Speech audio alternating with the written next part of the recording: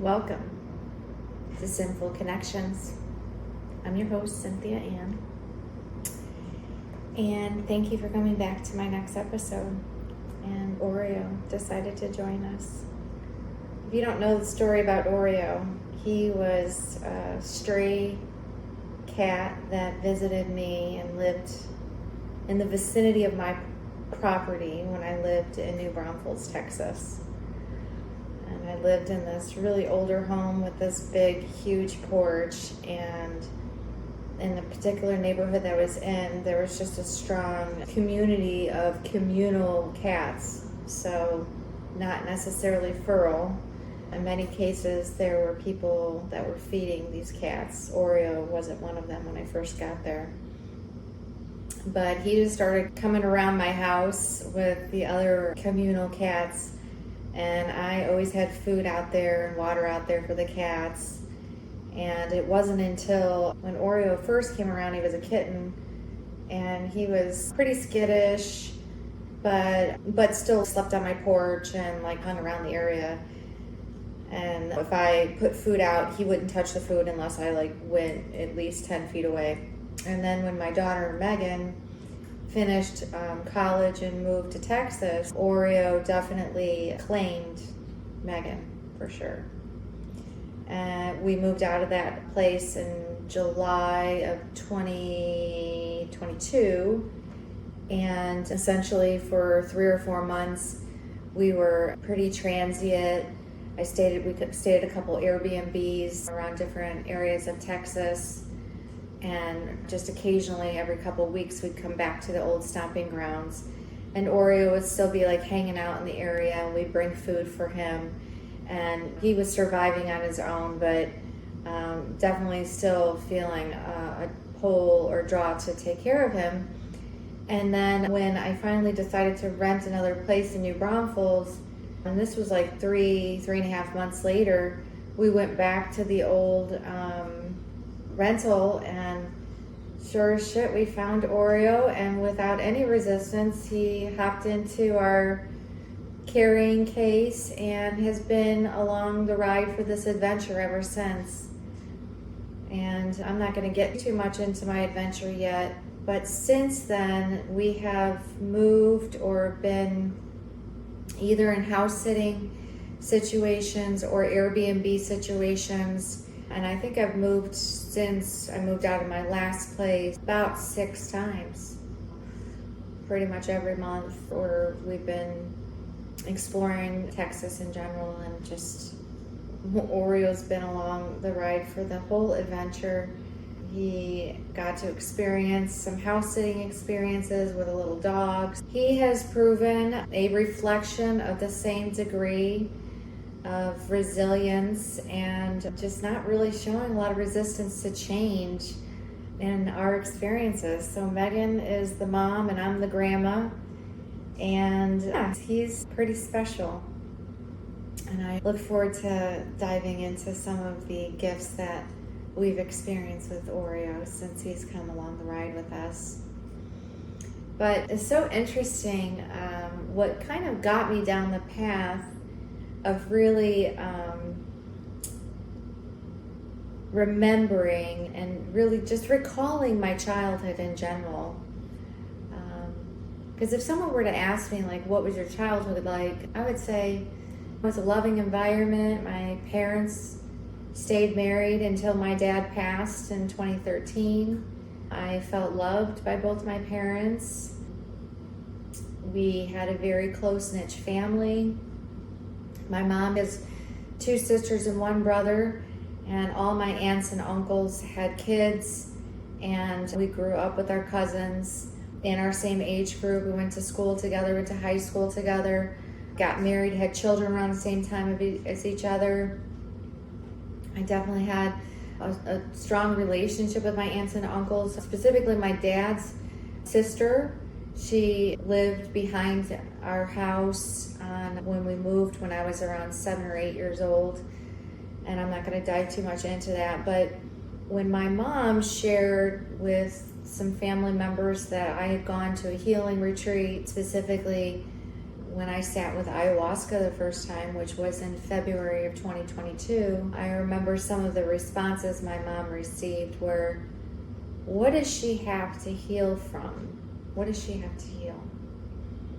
And the perception that I wouldn't have anything to heal was really something I've been overcoming and dissecting and exploring ever since then. It was so interesting to have someone reinforce that. But I will just say that I don't reflect on my childhood any differently, as if I wasn't loved. But with all of the experiences that I've had, whether it be in my retreats, the different spiritual healing retreats that I've attended, hosted, facilitated, co-hosted, really all the things, I realized that there's a level of disassociation and memory loss through protecting myself, protecting my memory, like wanting to really only remember the good things, and then also just their experiences that happened when I was young, and I just somewhere along the way forgot about these experiences. But they sure tell a story now, how I see that those experiences have shaped my current reality, or the reality that I'm rewriting for myself. And so to begin that, or continue on to my conversation from the last recording, I think I mentioned to you that I wanted to take a look at what the house number meant on my first house. And again, that address was 6221, which if you take that address, 6221, and add those numbers up, so 6, 2 plus 2 plus 1, that comes to 11. And normally in numerology, you're going to deduce down to a singular number, but with the number 11, that's the only one that you don't deduce from. I did look up the number 11 house, and I encourage you to bring your memory, and to be honest with you, just like trying to come up with the addresses that I lived at was a journey in itself, and it was extremely revealing for me. And many of these stories and experiences came to light. From me recalling these addresses. And what's so incredible is I actually recalled all of these addresses like in my own memory without asking anyone. So it was just like so interesting to hold on to these. I encourage you to do the same. 6221 is an 11 house. I'm just going to read the 11 house info and let you mull on that. The 11, 22, and 33 are the only numbers that you don't deduce down to a singular number. So a number 11 house looks like two pillars and represents a gateway. This could be a gateway to a new life or mindset. Number 11 homes are great places to live or work, and if you're trying to discover new ideas or change your life. The challenges associated with the number 11 are that you can encounter a lot of tests and trials when you're trying to learn or create something new. You must be willing to persevere through the difficulties. So, trying to reflect on my first home on Firwood, 6221 Firwood. What were the difficulties or challenges that occurred in that house that my parents experienced, or that we experienced as children?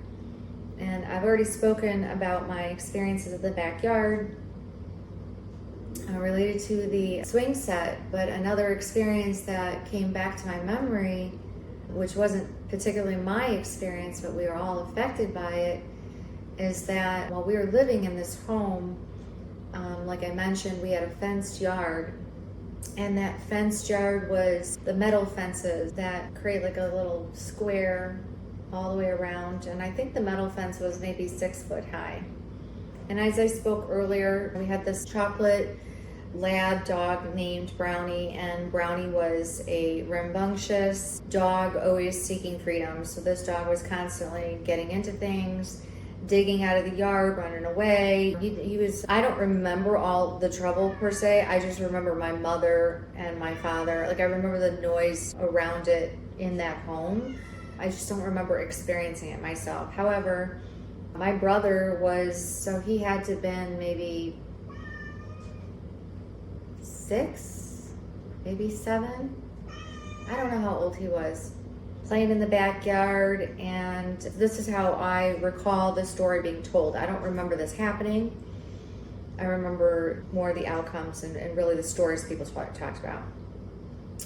Jeff was in the backyard and he was playing in the snow, and there was a neighbor butt up against our house who had I believe a German Shepherd, and Jeff was throwing snowballs in the backyard, and I believe the story is that he threw a snowball at this dog, and the dog was like barking and like playing by the fence by him, and he went over to the fence to interact with the dog, and I don't know why he did that, if he was getting the ball from the dog or what was happening, but the dog actually like took a bite out of Jeff's face, and he bit the end of his nose and literally pulled all the tissue off of the end of his nose, and Jeff had to go to the hospital, and I believe he had a procedure at that time. I'm not sure if it was pretty sure it was like immediately, in which they took some of his tissue from his ear and gave him plastic surgery on his nose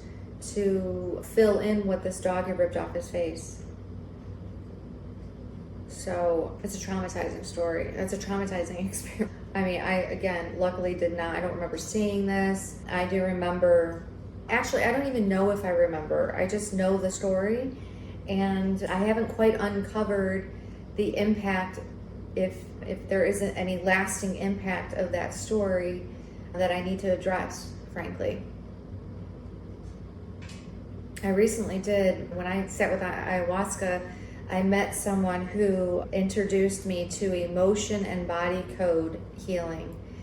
And this is this very data and then channeled process that someone goes through by using muscle tests and an emotion code software platform that allows them to dive into ancestral trauma and then dive into your inner healing, your inner child healing, and really just uncover what are the trapped emotions in your body, whether they be showing up in a physical way through ailments or disease, or showing up in your reality through your life experiences.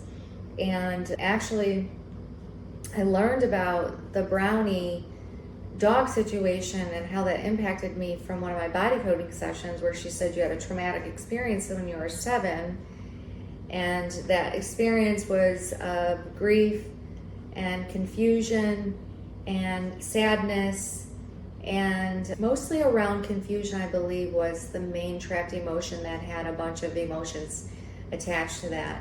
But essentially, the decision my parents made to give this dog up for adoption, and in my experience, get rid of the dog, was a trapped emotion that I released through this body coding session. And my parents gave this dog to a couple, and this is the story that I know. I don't know if this is true or not. I've never really dove into the details of that, but the story that I was told as I grew older or began to remember him was that my parents found a couple who lived on a farm, and they brought Brownie to this farm so that he could have the freedom and the space to exert the energy that he needed to exert. He just felt like a trapped caged lion in the backyard, or as a domesticated dog. So that was their answer, and I think I grew up accepting that answer, although I learned later that I had a lot of confusion of the experience as a young child. So that was very interesting to learn from that experience. And then somewhere around 7 or 8 years old, actually before that, so I was probably 5, this memory just kicked back into my brain. When I was about 5, I went to a neighbor's house, and this was a little girl that I met on the street. We used to have play dates, and her mom was a teacher, and she had decided to stay home with her kids until they were in school. And so she offered to my mom for me to come to her house after, I don't really remember, it might have been just like in the morning until noon, because I wasn't in school yet. So I think I remember, oh gosh, I just remembered something. Whew. So I remember in the beginning, my mom used to walk me down the street to their house, and they were about 6 houses down the street. I lived in the middle of the street, and they were more at the top of the street, almost around the bend, which would take you to the main road. And mom would walk me to their house, and then when it was time for me to come back, either my girlfriend's mom would walk me home, or one of her grandparents would walk me home. But usually no one came and picked me up. Like, I would walk home with someone keeping me company when I was done with this preschool class. It was in their basement. And at the beginning of the summer, I walked with my mom. And then as time went on, my mom stopped walking me there. And it was more so like I was becoming comfortable. There wasn't any anxious attachment behavior showing up. I think my mom just felt comfortable letting me walk myself. And I was just like reflecting on the walk and remembering the first time I walked by myself and feeling, wow, this is so big. Oh my gosh, my mom thinks that I'm like big enough to do this, and wow. And I think she even stood outside and watched me. But within like moments of that walk, that very first time of walking, I got past the excitement of being allowed to walk alone. And then I felt, oh, like I want to walk with my mom. Like, why did that stop? This was like a ritual or something. I don't remember feeling sad. I just remember like flipping the switch of being like excited about the independence of it to wanting to feel dependent or something. I don't know. It's so interesting. Yeah. Anyways, I went to this house, and it was like a preschool in someone's basement. We had activities. She had a chalkboard. She had, we had all kinds of learning toys, and it really spun off this idea that I wanted to be a teacher when I grew up. And from that moment forward, most of the time that I spent with myself either would be, like I said, backyard on the swing set, or I began to like inject playing school by myself at my house when I would leave preschool from my friend's house. Looking back at that experience, I again felt inspired to be a teacher, and it was just very interesting for me to observe my friend's mother as a teacher while also a mother. And it did naturally create this degree of comparison that I had in my head of my mother versus her mother. Wasn't a comparison of inadequacy, it was just felt very different. I can't really remember if I necessarily felt that comfortable in her house. They had a lot of structure. I remember they had to take their shoes off, where that wasn't something that my mom reinforced I don't remember that being reinforced. I thought that was interesting. My feet were always cold, and I didn't like that I had to take my shoes off, although I did. And yeah, so I did that, I think, for 2 summers, so I must have been like 5. And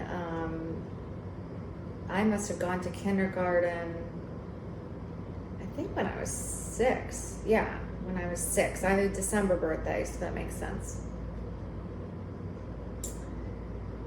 Yeah, so that was my first house. I don't remember feeling resistance with my parents. Got swing back to the whole fact that I was in a house with the number 11 numerology.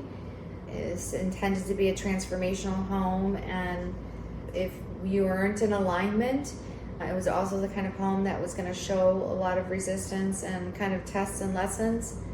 For some reason, I believe the event or the timing of the event of my brother and his accident is around the time that we began building a house down the street, or excuse me, one street over on a street called Maplewood. And that address was 6022, so that's a 10 house. And a 10 house is deduced down to a 1. And I've lived in a couple 1 houses. So a number 1 home. In numerology, the number 1 represents creativity, drive, and innovation. A number 1 home is excellent for those who work from home or entrepreneurial starting a new business. The challenges associated with the number 1 are that it can lead to too much independence, therefore loneliness. If you live in a number 1 home, you may need to go out of your way to spend time with others and invite them into your home for company. Don't spend all your time locked up in creative projects. Make sure you get out and enjoy things outside your home as well. So it's just on point for the experiences that I had in the next house. I was in the Maplewood house from the age of, honestly, I think I got there when I was in 1st grade. So from 1st grade, maybe 2nd grade. I think I was in 1st grade, still in the other house. So 2nd grade, so how old are you in 2nd grade? 8, 7, 8-ish, until I graduated from high school. That house was a house that my parents built from the ground up. And like I said, it was one street over. We were just maybe 100 feet from Lake Erie. We were that last house almost the last house on the street. And if you walked out our back door, you would walk down a pebblestone walkway or path to my mom or to my dad's sister's house, my aunt. My aunt lived there with my uncle and my dad's mother, my grandmother. And my aunt had 2 children who were a couple years younger than me, my cousins. And there was a degree of, where I was spending all this time at this preschool situation at my friend's house. Once we moved into this new house that was replaced with spending a lot of time at my aunt's house. And it was the same kind of feeling. Like, I remember going into her basement, and my aunt was a stay-at-home parent, full-time stay-at-home parent. And she had in the basement all the toys were organized in the basement. There was a marker board, a chalkboard, cabinets full of all these toys for learning, a lot of Tupperware, not Tupperware brand toys, like a child-sized kitchen. And then she had a lot of stuff for playing house and playing school. She had a little miniature table and chairs. I loved it. I loved going over there and going into the basement at my aunt's house and playing school with my cousins. I don't remember if my sister and brother were ever a part of that. I honestly feel like it was just me, but I don't remember them being there. That was a common occurrence, would be to get off the school bus and go over to my aunt's house. I believe when I was in 2nd grade was when my mom went back to work part-time. She worked at that time at a psychiatric clinic at the courthouse, or maybe at a pretty sure that was where she worked at a psychiatric clinic at the courthouse. And so there was a period of time that was a gap between I got off the school bus and Mom was home. I would go to my aunt's house. So I would eat there sometimes, eat dinner there sometimes, or at least a snack, and then play in the basement. So many memories about that relationship that has shaped me as a person.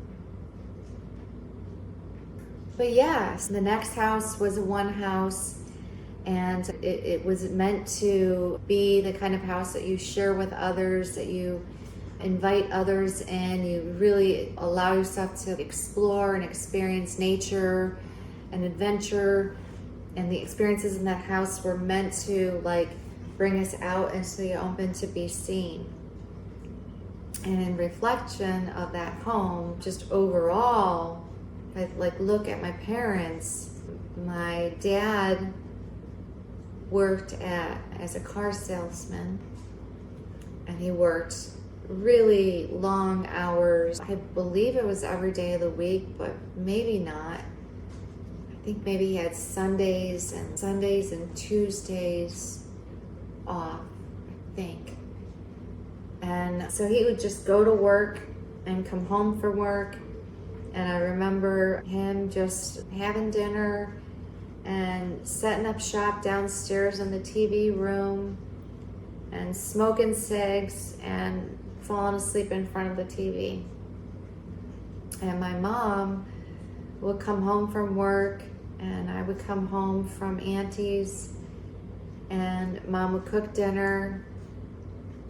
I remember repetitive, predictable meals, which ironically, I learned a lot about my digestion and my eating habits through my human design were in alignment with the way I was raised. But a lot of ethnic type foods, pierogies, cabbage, ham, city chicken, flank steak, tuna noodle casserole, pot roast, pork and beans, pork and cabbage, spaghetti, chicken a la king. Yeah, so really a lot of those, what are those called? Comfort foods.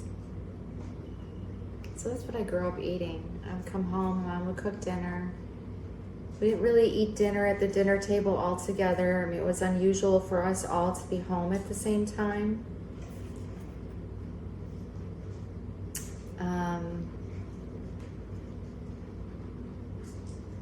But yeah, I actually have dinner on the stove right now, and it's 33 minutes into this video, and I was trying to keep these down to 30 minutes. So I'm gonna stop here and come back to you perhaps after I'm done making dinner, or maybe tomorrow.